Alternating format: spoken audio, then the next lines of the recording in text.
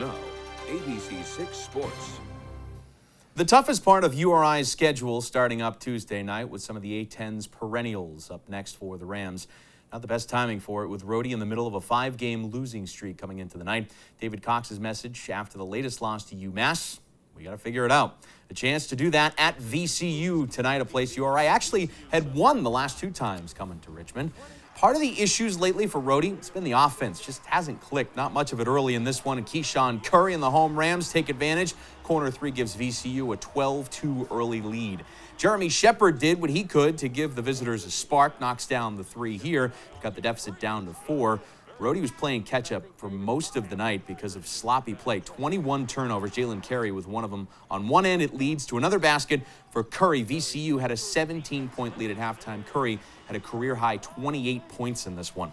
The visiting Rams cut that lead down again early in the second half as Ish Leggett, with the triple from the wing, makes it a 10-point game. But Rhodey's struggles at the free throw line continue. Just 12 of 29. And VCU never let it get interesting. Hassan Ward with the dunk on the putback here later. VCU hands Rhode Island its 6th straight loss, 73-64. Rhodey's now 3-7 in the Atlantic 10. I thought our guys fought tremendously hard. I thought we stuck with the game plan. The 2 things that hurt us are the 2 things that have been hurting us throughout the season: turnovers and free throw shooting. We've got to tighten both of those areas up. We knew, obviously, with a team like this who pressures us so much that we would turn the ball over some, but 21 turnovers is unacceptable. You can't have that here at VCU against a team like that. Both Boston teams in action tonight, too. Celtics in Brooklyn to face the Nets without James Harden, Kevin Durant, and Kyrie Irving all out. C's going a pair of 14-0 runs to start the game. Jaylen Brown tops up the first one with 3 of his 22 points on the night. Then, in transition, Jason Tatum tops up the second 14-0 run, makes it a 28-2 Boston lead. The Nets never fully recovered from that. They did get contributions off the bench from the local boy, David Duke Jr., working past Tatum for 2. That's a nice move. Duke back up from the G League for this game, flies in for the rebound later in the easy 2. He had 13 points in 28 minutes. Unfortunately for Duke, the Celtics just had it going again. Marcus Smart had 22 points as well as the Big Green wins its 6th straight, 126-91 for the Nets. That's now 9 losses in a row. The Bruins also in action tonight, but some potential news off the ice. Tuukka's return may be over before it really got going. Fluto Shinzawa of The Athletic reporting tonight, Rask is not expected to continue his comeback from hip surgery and may finalize his retirement over the next few days. Stay tuned on that.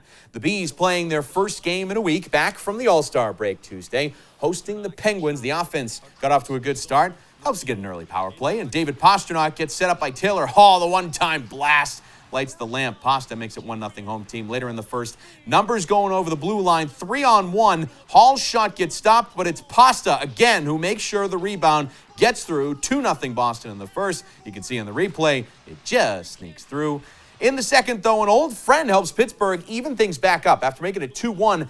Danton Heinen, the former Bruin, scores again on Jeremy Swayman, who helps him out by knocking the puck into the net.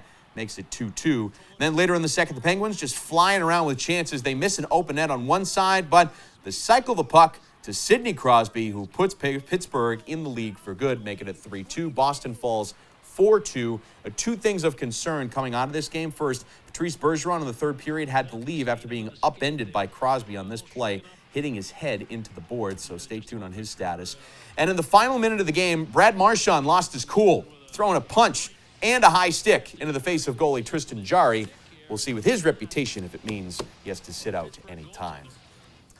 With Josh McDaniels, the latest guy to walk out the door in Foxborough, the spec has gone around as to who might step in for the longtime offensive coordinator, especially with all the turnover the past couple of years.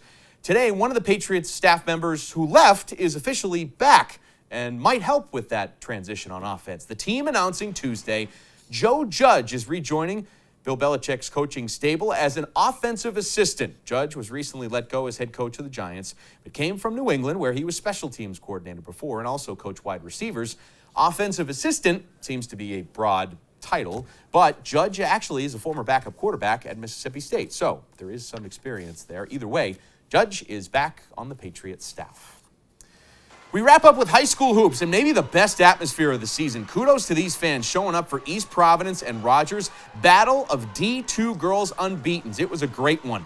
Third quarter, visitors had the lead. Maeve Crowley floats a pair up and in. Rogers takes a 1-point advantage into the fourth quarter. In that final frame, the crafty Sydney Newsom turns the corner, uses the glass to get 2 more to drop in. Vikings throwing their punches, but the Townies would take over the fourth. Ariana Ingram, she takes the inbounds pass and gets it to go for 2 to spark EP. It was the defense that would lead to more offense for the Townies. Micaiah Denson, tremendous on both ends, takes the steal back for 2 more. And then Maya Lambert, watch this play. Backing her defender up fake, and then gives herself some room, and she scores. East Providence wins a great one to stay undefeated, 46-37 the final. The Townies tie their school record in wins, setting back to 1978 and 1979. Good for them. Also in D2 Girls Hoops tonight, senior night at Juanita Sanchez, the Cavaliers hosting Prout. Third quarter, home team in control and keeping it that way, fighting for a second chance at the possession. And then Damaris Antigua Oviedo hits the jumper for the Cavs. Later, pass along the baseline, sets up the jumper on the arc for Savannah Barrios. That goes down. Juanita Sanchez, a good shooting team, as you can see. And Samira Pina is one of the sharpest. She nails the triple here. Cavaliers win it 73-18. That's your look at sports. More news coming up after the break.